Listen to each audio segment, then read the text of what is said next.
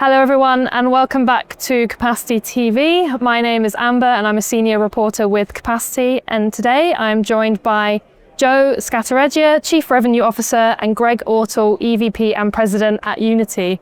Both of you, welcome. Thanks for joining me. Thanks for having us. Thanks for having us, Amber. Joe, I'll start with you. First question. This is obviously Capacity's first conversation with Uniti since the merger between Windstream and Uniti. Can you give us a quick overview of who Uniti Wholesale is? Yeah, great place to start. And this is, Capacity Europe is our first conference that we're joint wholesale organization, so it's exciting for us. It's been about 80 days in post-merger, so we're excited. And really, you know, Uniti Wholesale is one of the business units within Uniti Holdings. So this is our fiber infrastructure business that Greg and I look after. And ultimately, you know, historically, both companies sell very similar portfolio of services, but it's heavily focused on fiber infrastructure, waves, Ethernet, DIA, and towers. And we service the same customers from a wholesale standpoint, which are really the carriers, the hyperscalers, and of course, the international carriers who are here this week, you know, to talk about, you know, our offering and hear what they have going on. Greg, what synergies are you most excited about from a network and customer perspective, would you say? Yeah, the synergies are important. The way I think about it is really three key synergies. One being the customer synergies. So we have many overlapping customers, but what we've done is we've assigned a single account team to each of those customers, allowing a single point of contact for those customers to reach out to for any of their connection needs. Secondly, I think about network synergies, right? So there are pieces of each legacy company that can now be moved on, can support off-net waves. So we're excited about that. Obviously, we're going to have broader reach, more POPs, more data centers, more towers, near net, on net, et cetera. And then finally, I think about culture synergies, which is really critical in these M&A transactions. Fortunately, from a legacy Uniti perspective and legacy Windstream perspective, you're talking about two companies that had great cultures by themselves. And so you're working with a great foundation when you bring these cultures together, and just really excited about the experience and teamwork that both companies bring to the table. That's great. And Joe, how does the combined Uniti Windstream entity position itself in the US or maybe more international wholesale and the infrastructure market? Yeah, for us, it's all about, I think Greg touched on it, you know, it's all about the network and the infrastructure that we have. So historically, both companies had wonderful assets. When you put them together, we have more dark fiber, we have more lit, you know, nodes on the network, more wave offerings, and a much bigger Ethernet and tower coverage. So from that perspective, you know, it's a great combination, coupled with the fact that the willingness to invest. So obviously, you have to invest in these businesses to grow. So that's an exciting time too. So, you know, it's an exciting time.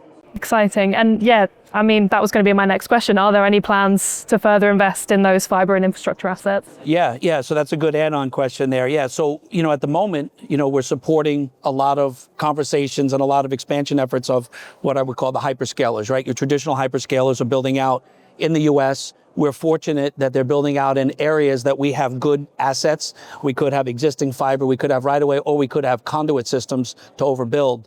So we're spending a lot of time with the hyperscalers, trying to figure out what they need and what it takes to build into those new AI facilities as they come online.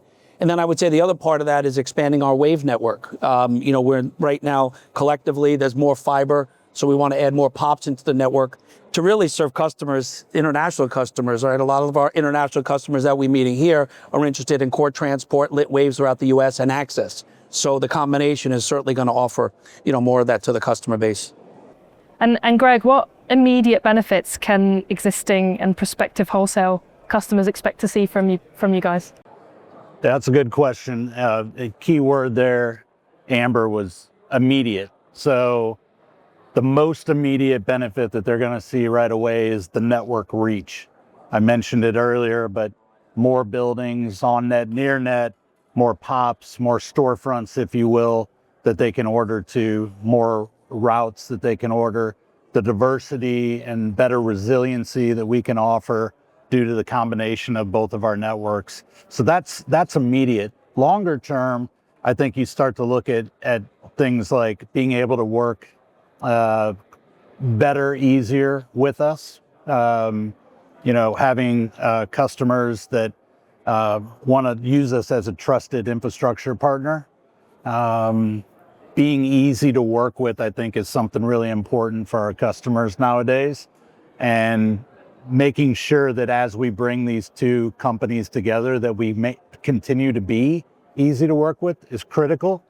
And then I think also longer term benefit will be quicker deployments, right?